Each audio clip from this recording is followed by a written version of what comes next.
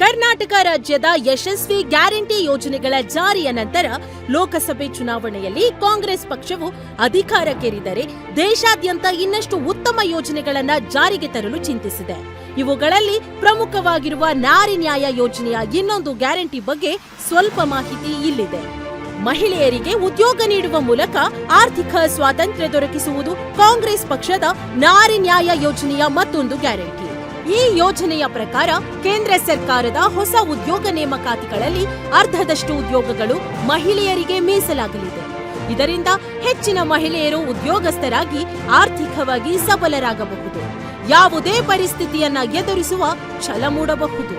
ಮಹಿಳೆಯರ ಮೇಲಾಗುವ ದೌರ್ಜನ್ಯವನ್ನು ಧೈರ್ಯದಿಂದ ಖಂಡಿಸಬಹುದು. ಪರಿಸ್ಥಿತಿ ಪ್ರತಿಕೂಲವಾದರೆ ಎಂತಹ ಸ್ಥಿತಿಯನ್ನು ಎದುರಿಸುವ ಮನೋಬಲ ದೊರೆಯುವುದು. ನಮ್ಮ ಹಾವೇರಿ ಗದಗ ಕ್ಷೇತ್ರದ ವಿದ್ಯಾವಂತ ಹೆಣ್ಣು ಮಕ್ಕಳಿಗೆ ಕೂಡ ಈ ಯೋಜನೆಯ ಮೂಲಕ ಉತ್ತಮ ಅವಕಾಶ ದೊರೆಯಲಿದೆ. ಉದ್ಯೋಗ ಕೇಳಿದರೆ ಪಕೋಡ ಮಾರಿ ಎನ್ನುವ ಬಿಜೆಪಿ ಪಕ್ಷವನ್ನ ನಾವು ಧಿಕ್ಕರಿಸೋಣ.